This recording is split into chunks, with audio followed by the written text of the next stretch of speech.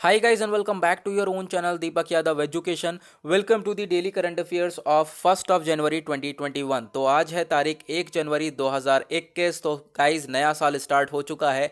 Happy new year सभी लोगों को। नाउ बढ़ते हैं आगे। तो गाइज आज की तारीख से जितने भी इंपॉर्टेंट करंट अफेयर्स बनेंगे उन सभी करंट अफेयर्स को हम लोग डिटेल में डिस्कस करेंगे। नाउ बढ़ते हैं आगे। और गाइज अगर आप लोग को इस लेक्चर की पीडीएफ चाहिए तो नीचे डिस्क्रिप्शन बॉक्स में आप सभी लोगों को टेलीग्राम के लिंक के नाम से एक लिंक प्रोवाइड करा गया है। उस लिंक के ऊपर क्लिक करो और जाकर उस चैनल को ज्वाइन करो, क्योंकि उस चैनल के ऊपर आपको डेली बेसिस पे इस लेक्चर की पीडीएफ मिल जाएगी। ओके, तो नाउ अभी तक आपने इस चैनल को सब्सक्राइब नहीं किया है तो ऐसा रेड कलर का बटन आ रहा होगा नीचे की साइड, चैनल को सब्सक्राइब कर लें, साथ ही साथ बेल आइकन भी प्रेस कर लें ताकि आप कोई भी वीडियो की नोटिफिकेशन मिस ना कर पाएं। नाउ आगे बढ़ते हैं और आते हैं आर्टिकल नंबर 1 के ऊपर। नाउ इस आर्टिकल के अंदर बताया गया आकाश मिसाइल सिस्टम के बारे में। देखो, जो इंडिया है वो आकाश मिसाइल सिस्टम को एक्सपोर्ट करेगा, क्योंकि बहुत सारी फॉरेन कंट्रीज हैं जिन्होंने अपना इंटरेस्ट दिखाया इस इंडिया की खुद की आकाश मिसाइल के अंदर। नाउ इस आर्टिकल को हम लोगों ने द हिंदू न्यूज़पेपर से लिया है। डिफेंस एंड सिक्योरिटी के पॉइंट ऑफ व्यू से इंपॉर्टेंट है।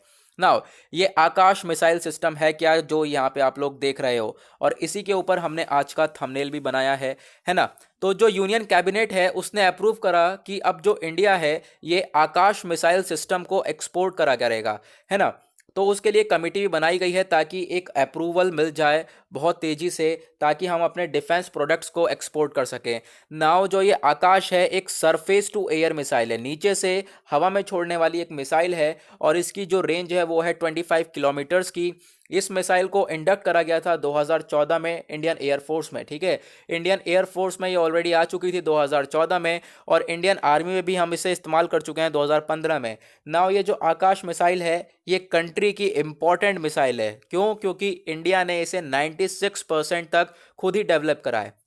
इंडिजिनाइजेशन दिख रहा है वर्ड यहाँ पे, इसका मतलब है इंडिया ने खुद इसे 96% तक डेवलप करा है अपने आप से। देन इसी वजह से ये मिसाइल बहुत इंपॉर्टेंट है। और यहाँ पे ये जो मिसाइल है इसके ऊपर बहुत सारी कंट्रीज़ ने अपना इंटरेस्ट दिखाया। जितनी भी हमारी फ्रेंडली कंट्रीज़ हैं उन्हें ये बहुत पसंद आई है, तो उन्होंने बोला है, और बोला भी नहीं मतलब एक्चुअली उन्हें बहुत पसंद आई है। तो इसको देखते हुए जो इंडिया है वो इस मिसाइल को एक्सपोर्ट करेगा। नाउ ये कैबिनेट है उसने जो कैबिनेट का अप्रूवल है ये फैसिलिटेट करता है कि जो इंडियन मैन्युफैक्चरर्स हैं वो पार्टिसिपेट करेंगे आरएफआई और आरएफपी पे, वो जो कि यहाँ पे बहुत सारी कंट्रीज़ के द्वारा इशू करे जाते हैं। देन उसके बाद इंडिया एक कैपेबल हो सकता है अपने डिफेंस प्रोडक्ट्स को एक्सपोर्ट करने के लिए। सो फार जो इंडियन डिफेंस प्रोडक्ट्स है इसके अंदर बहुत सारी चीज़ें होंगी।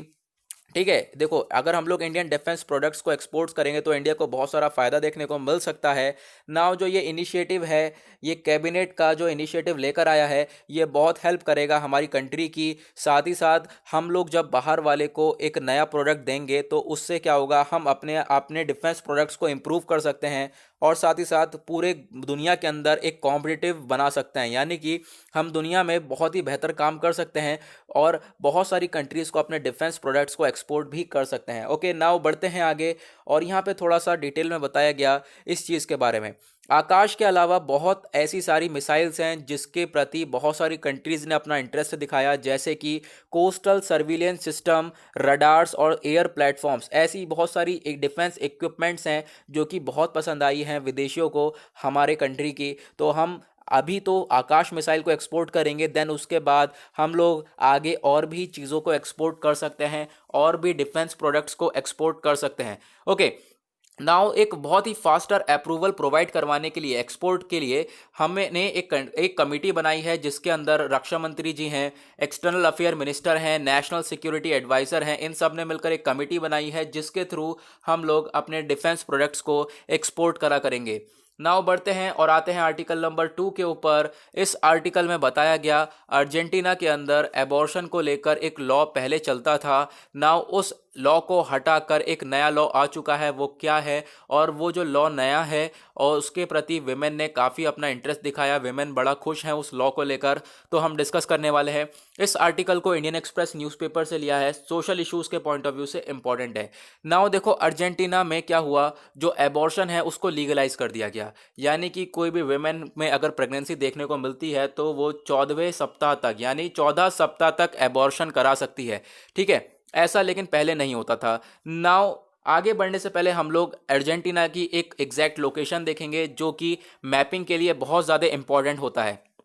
तो ये आप लोगों को मैप में डार्क कलर का जो दिख रहा है ये कंप्लीट अर्जेंटीना है। और अर्जेंटीना से कौन कौन सी कंट्री बॉर्डर शेयर करती हैं वो है चिली, बोलीविया, ब्राज़ील, पैराग्वे और उरुग्वे। नीचे आओगे यहाँ पे साउथ अटलांटिक ओशन और यहाँ पे फॉकलैंड आइलैंड। ठीक है, तो ये सारी चीज़ें हैं जो कि आपको याद रखनी है। अर्जेंटीना से कौन कौन सी कंट्रीज बॉर्डर भी शेयर करती हैं ये भी आपको याद रखना है। नाउ डिटेल में देखेंगे तो देखो ये अर्जेंटीना के अंदर नए एबॉर्शन लॉज लाए गए और ऐसा इतिहास में पहली बार हुआ है, पूरा इतिहास पलट दिया इसने। पहले क्या होता था, देखो अबॉर्शन वही लोग करवा सकते थे, वही विमेन अबॉर्शन करवा सकती थी जिनका यहाँ पे रेप हुआ हो या फिर जो विमेन है जिनकी एक सीरियस रिस्क पे आ चुका हो, यानी कि जो उनकी हेल्थ है वो उनकी जान मतलब जान आप कह सकते हो ख़त्म होने पे आ गई हो कि अब भाई उनकी जान बच सकती है सिर्फ और सिर्फ एक ही वजह से, वो भी अबॉर्शन की वजह से, तो एबॉर्शन करा सकते थे। तो ये सारी चीज़ें थी पहले। नाउ अब उसको बदल कर दिया गया कि भाई एबॉर्शन को लीगलाइज कर दिया गया और बोल दिया गया कि भाई 14वें हफ्ते तक भी जो वेमेन है वो एबॉर्शन करा सकती है। तो इससे जो आप कह सकते हो वेमेन है अर्जेंटीना की वो बहुत ही खुश हुई।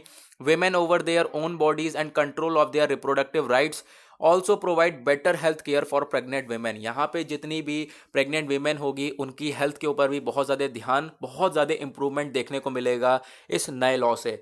ओके, नाउ आगे बढ़ते हैं, हम लोग आते हैं आर्टिकल नंबर 3 के ऊपर। इस आर्टिकल में बताया गया एक बीमारी के बारे में, एनीमिया। तो इंडियन वेमेन और चिल्ड्रन के अंदर ये बहुत ज़्यादा देखने को मिलती है एनीमिया। ये होता क्यों है एनीमिया, क्या रीज़न है इसके पीछे, कहाँ पर सबसे ज़्यादा देखी जाती है, इसके बारे में हम बात करेंगे। नाउ उससे पहले जान लेते हैं, इस आर्टिकल को हम लोगों ने इंडियन एक्सप्रेस न्यूज़पेपर से लिया है, हेल्थ के पॉइंट ऑफ व्यू से इंपॉर्टेंट है। नाउ जो इंडियन वेमेन और चिल्ड्रन हैं इनमें बहुत ज़्यादा ये एनीमिया देखने को मिलता है। और ये किसने बताया, ये बताया नेशनल फैमिली हेल्थ सर्वे 2019 और 2020 ने। और ये जो एनीमिया है ये सबसे ज़्यादा देखने को मिलता है हिमालयन कोल्ड डेजर्ट के अंदर। ओके, नाउ मैं यहाँ पे आपको दिखा देता हूँ एक पिक्चर। यहाँ पे देखो, अगर बॉडी में आपके एक enough red blood cells produce हैं, यानी कि प्रेजेंट हैं, यानी कि आपकी बॉडी के अंदर अच्छे खासे रेड ब्लड सेल्स हैं तो आपकी बॉडी नॉर्मल है। लेकिन जहाँ पे रेड ब्लड सेल की कमी देखने को मिलती है देन वो सिचुएशन एनीमिया की कहलाने लगती है। और ये होती क्यों है आगे हम डिस्कस करेंगे। नाउ एनीमिया एक ऐसी कंडीशन है जहां पर आपके रेड ब्लड सेल कम हो जाते हैं या फिर हेमोग्लोबिन आपकी बॉडी के अंदर कम हो जाता है। और इससे क्या होगा, आपको थकान सी महसूस होगी। आप क्या होंगे इसके लक्षण, फील टायर्ड, कोल्ड होगा, डिजीनेस होगा, इरिटेशन सी होने लगेगी या फिर आपको सांस लेने में भी परेशानी आ सकती है। नाउ ये होता क्यों है, क्योंकि बहुत सारे लोग अपनी डाइट के अंदर आयरन, फॉलिक एसिड और विटामिन B12 नहीं लेते। तो अगर आप लोग अपनी डाइट के अंदर ये चीज़ें ऐड करते हो तो आपको एनीमिया काफ़ी कम होने के चांसेस होंगे। नाउ उसके बाद यहाँ पे कुछ और भी सिचुएशंस हैं, कुछ और कंडीशन है जिसकी वजह से एनीमिया हो जाता है, जैसे कि प्रेगनेंसी के टाइम पर या फिर हैवी पीरियड्स के टाइम पर, ब्लड डिसऑर्डर्स के टाइम पर, कैंसर के टाइम पर, इनहेरिटेड डिसऑर्डर्स या फिर कोई इन्फेक्शियस डिजीज हो चुकी है तो उसकी वजह से भी एनीमिया हो सकता है। ओके, नाउ आगे बढ़ेंगे, देखेंगे अगर हम इंडिया के अंदर एनीमिया को लेकर क्या सिचुएशन है। तो जो हमारे 22 स्टेट्स और यूनियन टेरिटरीज हैं, ठीक है, हमारे पास 22 राज्य और यूनियन टेरिटरी हैं, उसके अंदर अगर हम बात करें उसमें से जो 15 जगह हैं, ठीक है, 15 स्टेट्स और यूनियन टेरिटरीज हैं, उसमें ज़्यादातर बच्चे एनीमिया के हैं, यानी ज़्यादातर बच्चों का ये एनीमिया है। ठीक है, सिमिलरली अगर हम बात करें 14 राज्यों और यूनियन टेरिटरी के अंदर जो वेमेन है, वेमेन को भी एनीमिया है, कम से कम 50% तक वेमेन को एनीमिया देखने को मिल जाता है। नाउ अगर हम बात करें लक्षद्वीप, केरला, मेघालय, मणिपुर, मिजोरम, नागालैंड, यहाँ पर सबसे कम है एनीमिया, यानी कि सबसे कम केसेस देखने को मिलेंगे। लेकिन लद्दाख, गुजरात, जम्मू कश्मीर, वेस्ट बंगाल और वो कुछ और अदर अन्य स्टेट्स, वहाँ पर ये एनीमिया ज़्यादा देखने को मिलेगा। देखो जहाँ पर ज़्यादा ठंड रहती है जैसे कि जम्मू कश्मीर, लद्दाख, गुजरात, तो वहाँ पर एनीमिया ज़्यादातर देखने को मिल जाता है। ओके, नाउ अगर हम बात करें तो जो यूनियन टेरिटरी लद्दाख है यहाँ पर 92% बच्चों को एनीमिया है, 92.8% वेमेन को एनीमिया है, 76% मेन को एनीमिया है। ठीक है, तो यहाँ पे एनीमिक काफ़ी क्रिटिकल सिचुएशन बन चुकी है, तो इसको हम टैकल आउट कर सकते हैं एक अच्छी सी डाइट लेकर, साथ ही साथ अपना एक ऊपर ध्यान देकर हम लोग इस चीज़ को टैकल आउट कर सकते हैं, अदरवाइज ये एक प्रॉब्लम क्रिएट करने वाली भी डिजीज हो जाती है। ओके, देखो यहाँ पे ये कोल्ड डेजर्ट में क्यों देखने को मिलता है, जो ये ठंडी ठंडी जगह है जहाँ पर जम्मू कश्मीर लद्दाख, यहाँ पर सबसे ज़्यादा एनीमिया देखने को क्यों मिलता है, क्या रीज़न है इसके पीछे? इसके पीछे का रीज़न है यहाँ पर सप्लाई फ्रेश वेजिटेबल्स नहीं मिलते, यानी कि वो फ्रेश वेजिटेबल्स हैं, फ्रूट्स हैं, इनका सप्लाई देखने को नहीं मिल पाता है। तो बासी बासी ज़्यादातर खाना खाते हैं ये लोग, जिसकी वजह से ये सिचुएशन देखने को मिल जाती है। नाउ नेक्स्ट आर्टिकल की तरफ बढ़ते हैं। इस आर्टिकल को हम लोगों ने इकोनॉमिक टाइम न्यूज़पेपर से लिया है, इंटरनेशनल रिलेटेड आर्टिकल है। यहाँ पर इंडिया और भूटान ने मिलकर मेमोरेंडम ऑफ अंडरस्टैंडिंग को साइन किया। और मेमोरेंडम ऑफ अंडरस्टैंडिंग किस चीज़ को लेकर साइन किया गया है? इसमें क्या होगा, जो आउटर स्पेस है, स्पेस में जो भी काम होंगे, इंडिया और भूटान मिलकर आपस में कॉपरेशन करके काम करेंगे, आपस में मिलजुल कर काफ़ी अच्छी तरीके से काम करने वाले हैं। नाउ यूनियन कैबिनेट ने अप्रूव कर दिया मेमोरेंडम ऑफ अंडरस्टैंडिंग, किस किस के बीच में? गवर्नमेंट ऑफ इंडिया और भूटान के बीच में। इससे क्या होगा, एक पीसफुल आउटर स्पेस यूज करने वाले हैं, यानी कि आउटर स्पेस में जो भी काम करेंगे आपस में कोऑपरेट करके ये दोनों मिलकर काम करेंगे। और ये एमओयू साइन करा गया था 19 नवंबर 2020 को दोनों के द्वारा। नाउ अगर हम बात करें जो ये मेमोरेंडम ऑफ अंडरस्टैंडिंग, इससे क्या होगा, इंडिया और भूटान दोनों परस्यू कर सकते हैं कॉपरेशन, यानी मिलजुल कर काम करेंगे स्पेस सेक्टर में। और स्पेस में कौन कौन से रिलेटेड काम होते हैं, जैसे कि satellite based navigation, space science and planetary exploration, use of spacecraft, space system, ground system, application of space technology, इन सभी क्षेत्र में ये दोनों आपस में मिलकर काम कर सकते हैं।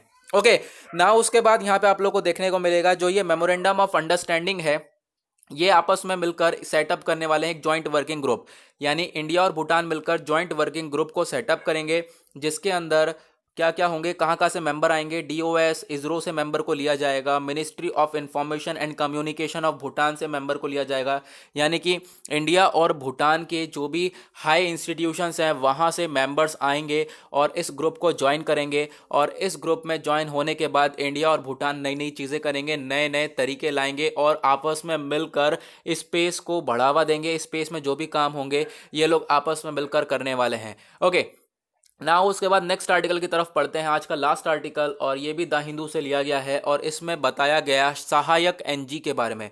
सहायक एनजी एक एयर ड्रॉप कंटेनर है, यानी कि एक कंटेनर जिसमें सामान वामान रख के हम लोग ऊपर हवा में से एयरक्राफ्ट के थ्रू छोड़ सकते हैं, नीचे फेंक सकते हैं। ठीक है, तो यहाँ पे आपको दिख रहा होगा ये एक एयर ड्रॉप कंटेनर है। तो डीआरडीओ यानी कि डिफेंस रिसर्च डेवलपमेंट ऑर्गेनाइजेशन और साथ ही साथ इंडियन नेवी, इन दोनों ने मिलकर इस एयर ड्रॉप कंटेनर का सक्सेसफुली टेस्ट कर लिया है। और इस एयर ड्रॉप कंटेनर को छोड़ा गया कहाँ पर? गोवा में। और साथ ही साथ कौन से एयरक्राफ्ट से? और वो एयरक्राफ्ट का नाम है IL-38SD एयरक्राफ्ट। इस एयरक्राफ्ट से इस ड्रॉपर को छोड़ा गया, नीचे की साइड फेंका गया और इस एयरक्राफ्ट के इस कंटेनर के अंदर बहुत सारा सामान आ सकता है। ओके, तो ये ट्रायल जो है ये कंडक्ट करा गया इंडियन नेवी के द्वारा, ताकि जो ऑपरेशनल लॉजिस्टिक कैपेबिलिटीज़ हैं वो इंक्रीज़ हों। इससे क्या होगा, शिप्स की रिक्वायरमेंट बहुत कम पड़ेगी। इससे जो सामान है वो आप शिप्स के थ्रू लाने से बजाय ऊपर से ड्रॉप डाउन कर सकते हो। ओके, तो 2 डीआरडीओ लैबोरेटरीज़ हैं बहुत सारी जो मिलकर आपस में इसको डेवलप कर रही हैं। ओके, तो डीआरडीओ की 2 लैबोरेटरीज़ हैं जो कि आपस में मिलकर इसको डेवलप कर रही हैं, जिसने पूरी तरह से इसको डेवलप करा है इस कंटेनर को। नाउ यहाँ पे ये जो सहायक एनजी कंटेनर है, एयर कंटेनर, ये एक एडवांस वर्जन है किसका? सहायक MK1 का। ये भी हमारे पास एक एयर कंटेनर है, एयर ड्रॉप्ड कंटेनर है, लेकिन उसका एक एडवांस वर्जन भी अब हमारे पास आ चुका है। और ये जो सहायक एनजी है, इसके अंदर हम 50 kg तक वेट डाल सकते हैं और इसको ड्रॉप कर सकते हैं बहुत ही हैवी एयरक्राफ्ट से। ओके, तो गाइज इसी के साथ होता है आज का हमारा इस वीडियो का एनालिसिस पूरी तरह से समाप्त। आई होप आप लोगों को सारी चीज़ें क्लियर हो गई होंगी। और अभी तक आपने इस चैनल को सब्सक्राइब नहीं किया है तो नीचे रेड कलर का बटन आ रहा होगा, सब्सक्राइब कर लें, बेल आइकन प्रेस कर लें, ताकि आप कोई भी वीडियो की अपडेट मिस ना कर पाएँ। तो आज के लिए बस इतना ही, मिलेंगे आप लोगों से नेक्स्ट वीडियो में। आज के लिए bye bye, have a nice day.